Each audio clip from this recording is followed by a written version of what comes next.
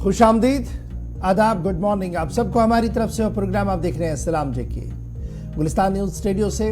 मैं हूं आपका मेज़बान इशफाक गौहर। हर दिन सुबह 8:35 पर आपके सामने हाजिर रहते हैं और कोशिश करते हैं कि इस प्रोग्राम के जरिए से आपको बाखबर करें हर छोटी बड़ी खबर से, जिसका ताल्लुक जम्मू कश्मीर से है, बड़े सगीर से है या दुनिया भर के किसी भी कोने से अहम और बड़ी खबर होती है, उसको आपके सामने रखने की कोशिश करते हैं।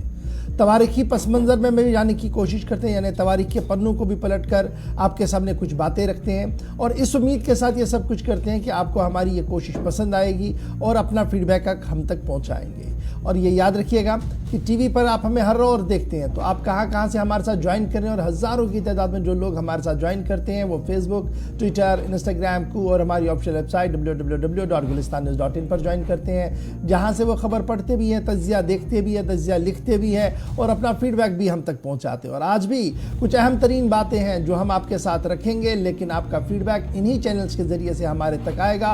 9:40-42 का वक्त होगा जब आपकी और हमारी गुफ्तगू होगी, यानी तीसरे पड़ाव पर हम आएंगे।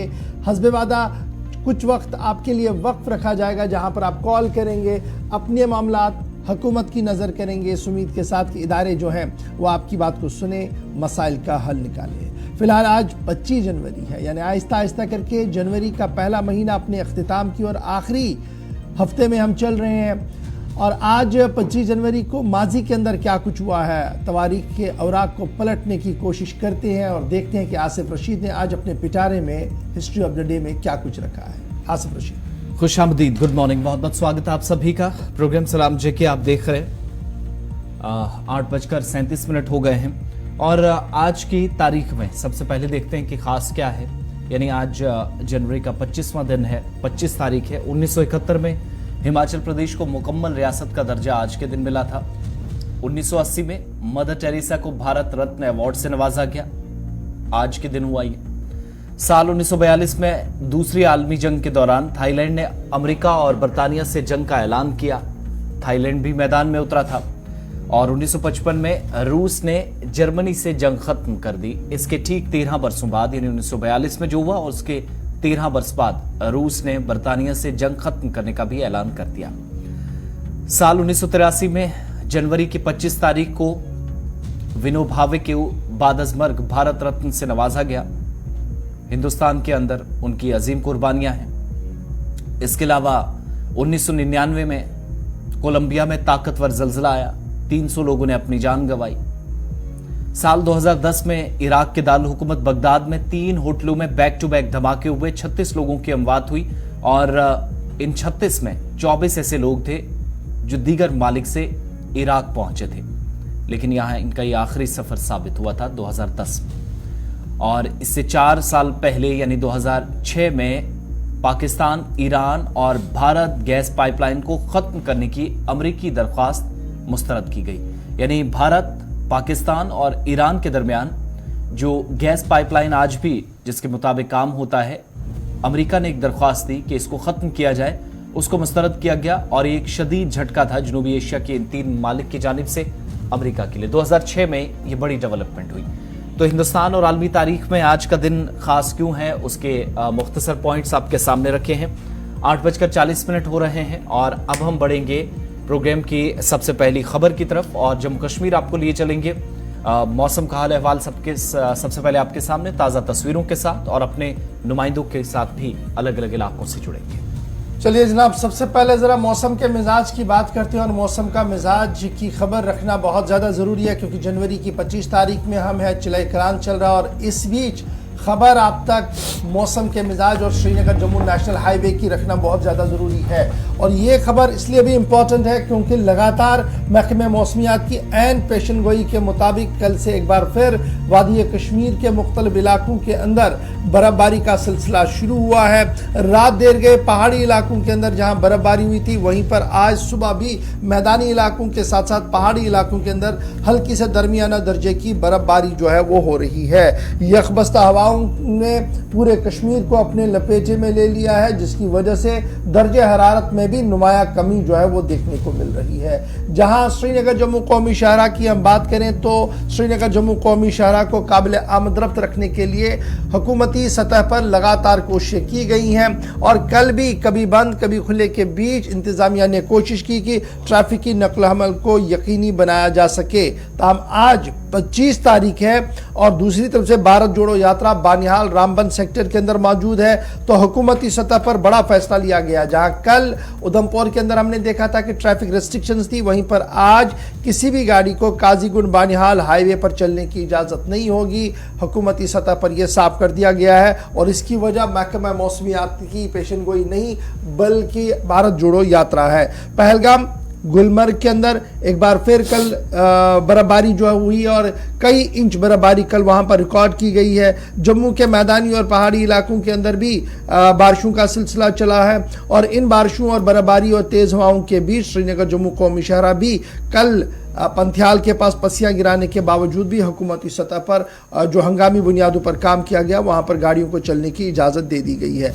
इंतजामिया ने आज, जैसे मैंने पहले ही कहा, कि किसी भी गाड़ी को श्रीनगर जम्मू हाईवे जो काजीगुंड टुवर्ड्स बानिहाल रामबन है, नाशरी टुवर्ड्स रामबन बानिहाल है, इस पर पाबंदियां आयद कर दी गई हैं। चूँकि भारत जोड़ो यात्रा जो है वो रामबन से आज बरामद होनी है बानिहाल की और उसको चलना है आज की जो उनका मोमेंट होगा, तो उस हवाले से व्हीकलर मोमेंट पर पाबंदियां जो है वो लगा दी गई हैं और ये साफ कर दिया कि कब कितने बजे कैसे जो है वहाँ पर चलना है। अब महकमे मौसमियात की पेशन गोई के मुताबिक 25 और 26 तारीख को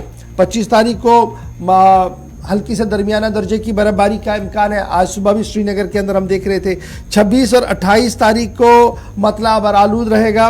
कुछ इलाकों के अंदर यानी पहाड़ी इलाकों के अंदर हल्की से दरमियाना दर्जे की बर्फबारी होगी।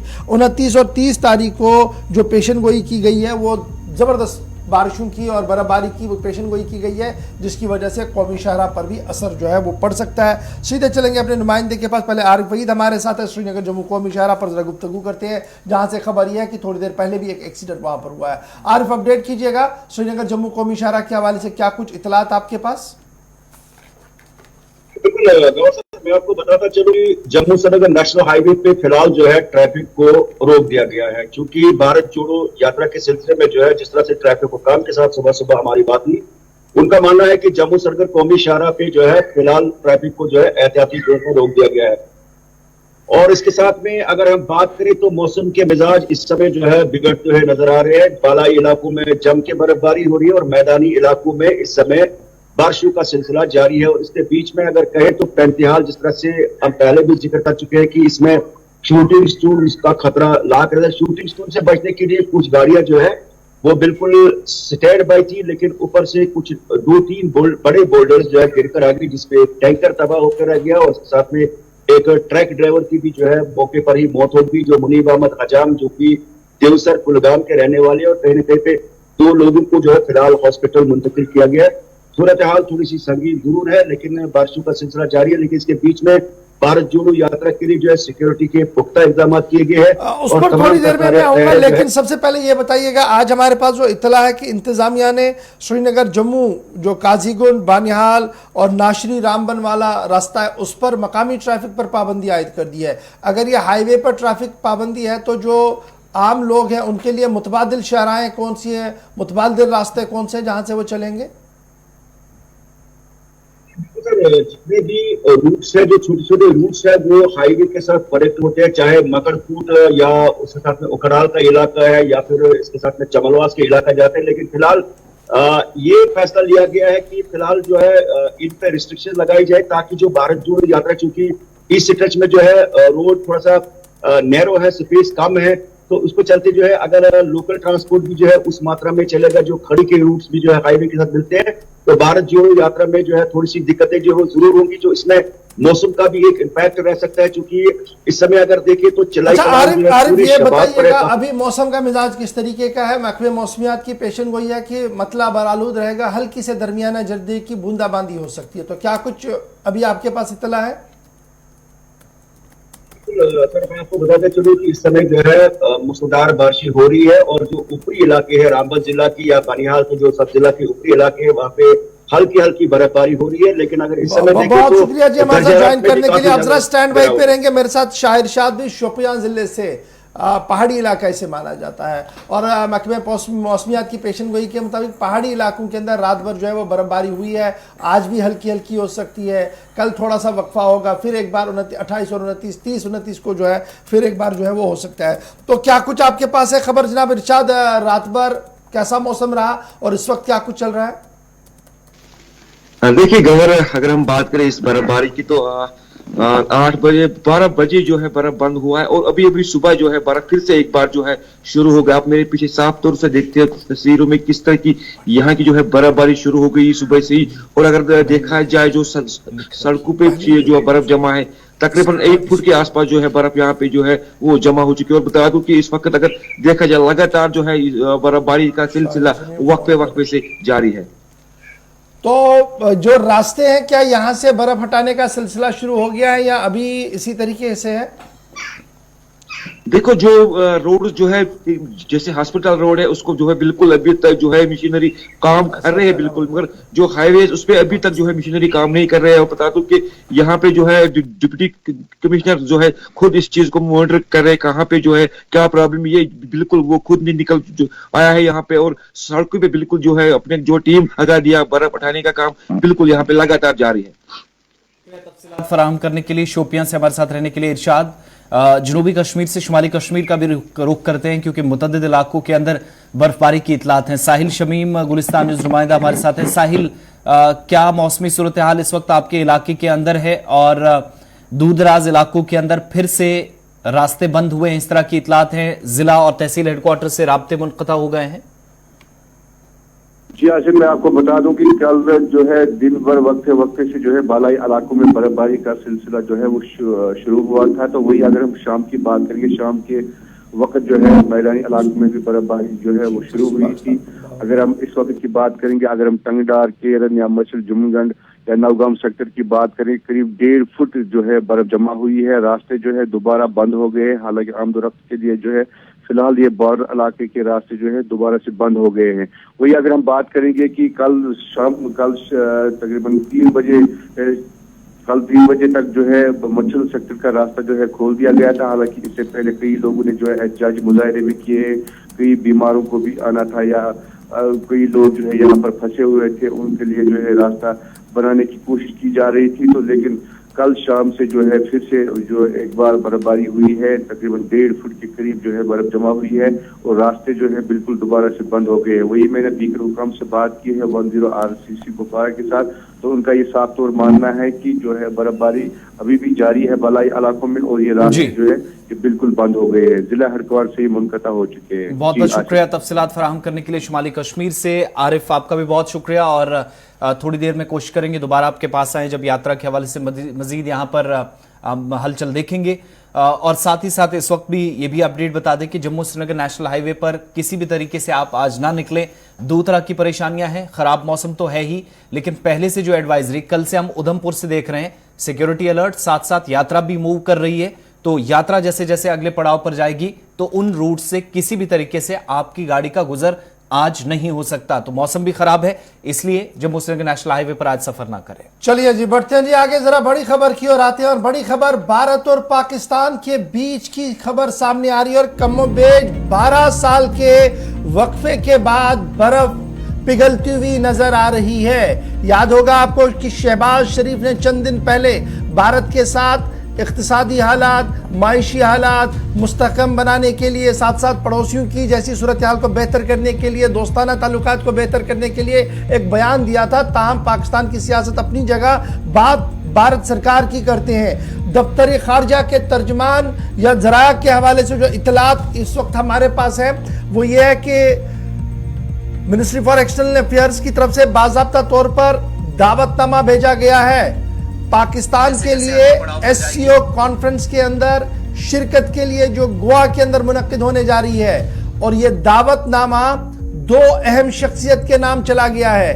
एक खबर यह है कि दावतनामा पाकिस्तान के वजीर खारजा बिलावल जरदारी बच्चू के नाम गया है और दूसरा दावतनामा जो है वो पाकिस्तान के जो चीफ जस्टिस हैं उनके नाम चला गया है।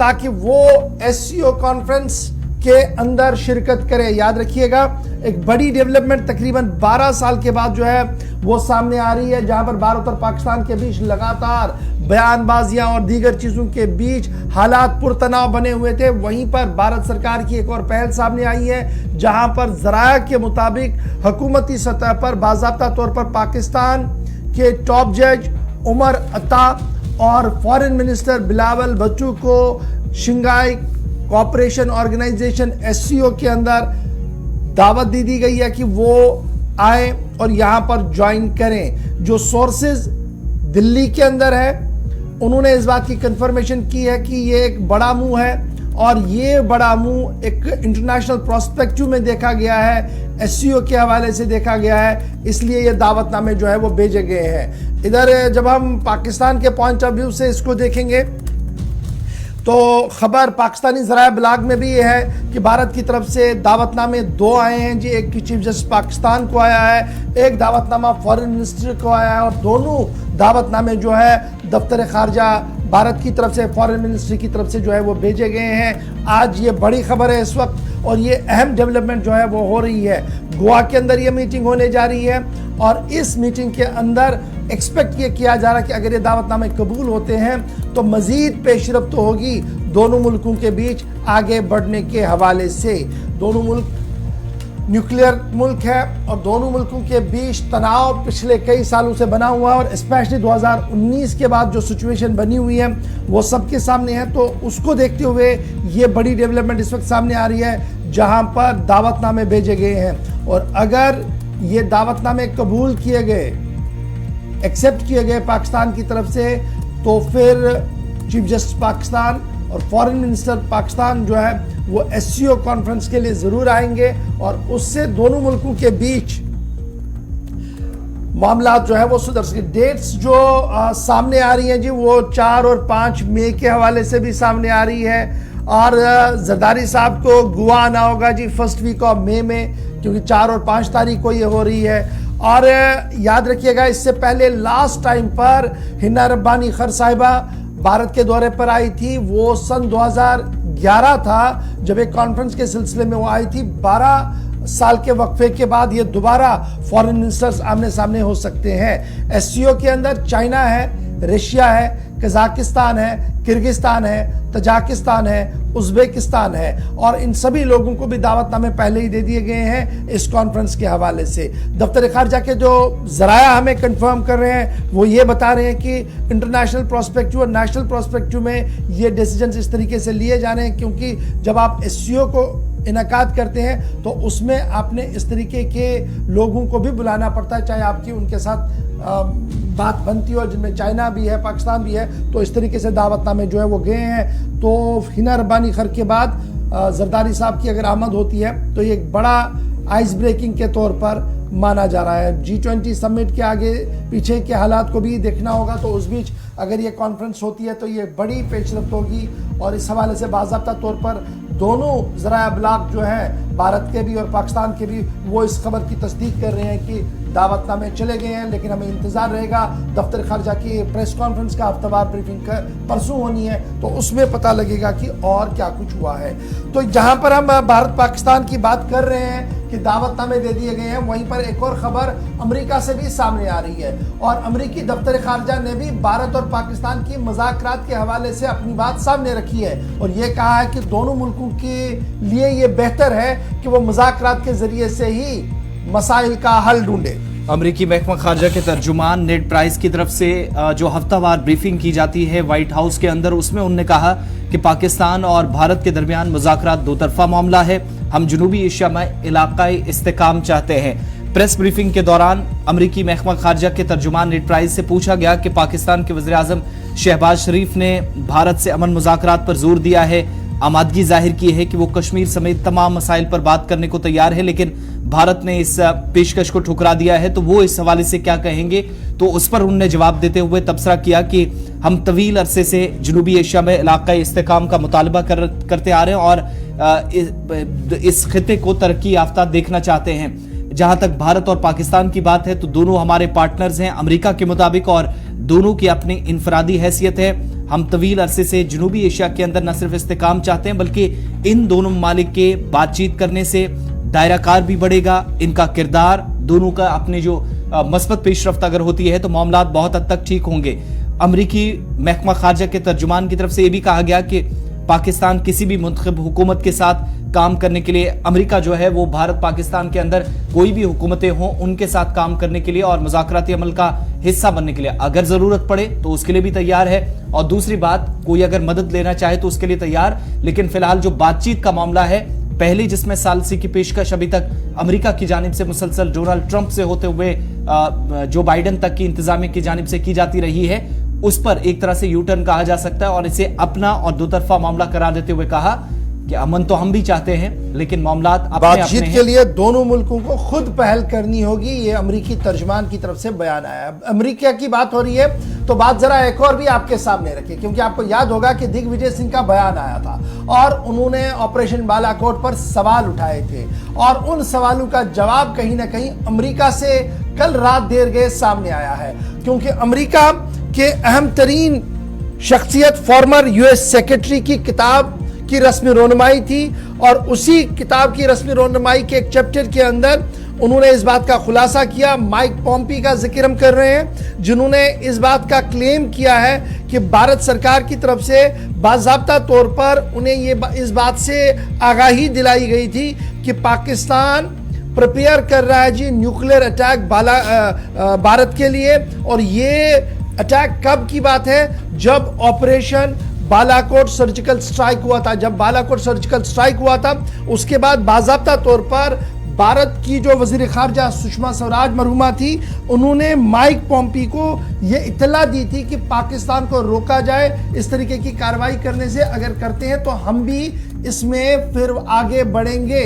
ये तब हुआ था जब सर्जिकल स्ट्राइक हुआ था बालाकोट के अंदर और माइक पॉम्पी ने इस पूरी कन्वर्सेशन का खुलासा अपनी किताब के अंदर भी लिखा है। 2019 के वाक़ये को उन्होंने लिखा है अपनी किताब never give an inch fighting for America I love, ये उन्वान था इस पूरी किताब का।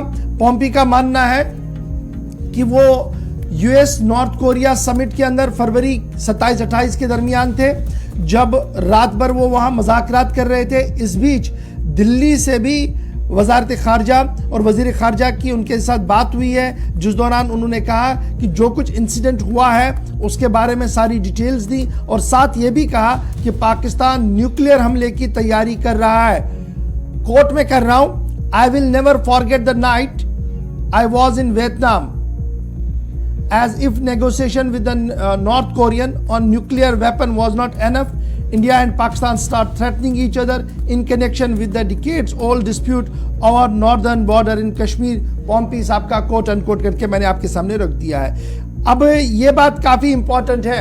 आपको याद होगा कि पिछले 24 घंटों के दौरान मुल्क के अंदर सर्जिकल स्ट्राइक पर काफी हंगामा है और दिग्विजय सिंह के बयान को लेकर कांग्रेस ने अगरचे अपना पल्ला साफ करने की कोशिश की, कहा कि सेना से हम कोई सबूत नहीं मांगते हैं। ताहम माइक पॉम्पी के बयान आने के बाद बीजेपी के हाथ एक और हथियार लगा है, जिसके बाद वो कांग्रेस पर ताबड़तोड़ हमले भी कर सकते हैं। तो बहरहाल खबर ये है कि पाकिस्तान भी तैयारी में था हमले के, लेकिन शायद अमेरिकी दबाव में वो बाद में वो ना कर पाए या वहां की सूरत हाल ऐसी नहीं थी। माइक पॉम्पी ने अपने इस कन्वर्सेशन को एक बड़े कैनवास पर ले लिया है अपनी किताब में, जिसकी रस्मी रोनुमाई कल उनकी तरफ से की गई है।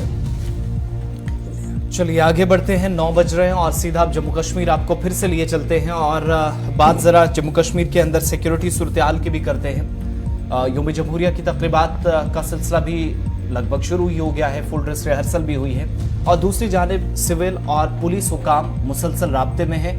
सिक्योरिटी सिचुएशन बेहतर हो, रिव्यू करने के बाद आगे की हिकमत अमली क्या रहेगी, इस हवाले से इकदाम भी उठाए जा रहे हैं। लेकिन बात जरा जम्मू सूबे की भी करते हैं, जहां पर सलामती सूरत हाल बेहतर रहे, तमाम चीजें रिव्यू करने के साथ साथ इस प्रोसेस का हिस्सा बने। और नरवाल के अंदर 3 दिन पहले ब्लास्ट भी हुआ, उसमें 8 से 9 लोग जख्मी हुए हैं। इसमें भी पुलिस की कार्रवाई जारी है और गुज़श्ता रोज एक इंपॉर्टेंट मीटिंग भी हुई है, उस पर भी आपको डिटेल्स देते हैं। लेकिन सबसे पहले इस ब्लास्ट जो नरवाल के अंदर सेक्टर 7 में हुआ था, पुलिस की कार्रवाई में पहले जो कुछ लोगों की हिरासत में लिए जाने की खबर आई थी, अब ये कंफर्म किया जा रहा है कि 4 लोग इसमें मजीद जराये के मुताबिक 4 लोग मजीद इसमें जो गिरफ्तार हुए हैं, जिनसे पूछताछ का सिलसिला इस केस के सिलसिले में जारी है। तस्वीरें आपके सामने नरवाल केस ब्लास्ट जिस दिन हुआ था उस दिन की है। दूसरी बात ये कि साथ साथ पुलिस हुकाम मुतद्दिद इलाकों के अंदर जब चेकिंग कर रही है, कुछ एक इलाकों में हिरासत में कुछ लोग एहतियाती तौर लिए गए थे, बाद में उन्हें जराये के मुताबिक छोड़ दिया गया। लेकिन इन 4 लोगों को जिनको गिरफ्तार किया गया है, इनसे पूछताछ की गई। लेकिन साथ ही साथ सिर्फ जम्मू ही नहीं, राजौरी और पुंछ जो ट्विन बॉर्डर डिस्ट्रिक्ट्स है, वहां पर भी इंतजामिया की नजर है। और गुज़श्ता रोज director general of police Dilbag Singh की सदारत में एक इंपॉर्टेंट मीटिंग हुई, आला सतही इजलास हुआ, जिसमें ढांगरी का केस सिक्योरिटी रिव्यू करने के बीच इस बात पर भी फोकस किया गया कि जो अब तक सिलसिला चला है कार्रवाइयों का, उसमें ढांगरी केस में खुफिया इदारों से जो जानकारियां मिली हैं या पुलिस हुकाम के हाथ जो अभी तक शवाहिद लगे हैं वो बताते हैं और पुलिस राय कंफर्म करते हैं कि इस सानहे को भी अंजाम देने में गैर मुल्की मिलिटेंट्स का हाथ था। यानी डांगरी मामले में फॉरेन मिलिटेंट्स का हाथ था। उनकी तलाश के लिए बड़े पैमाने पर जाल बिछाया गया है, बड़े ऑपरेशन चलाए जा रहे हैं, कुछ लोगों से पूछताछ हो रही है। लेकिन नरवाल मामले में एक बड़ा ब्रेक थ्रू हुआ है, ये जराया हमें कंफर्म कर रहे हैं। पुलिस के अंदर और बाहर के कुछ लोगों की गिरफ्तारी हुई है।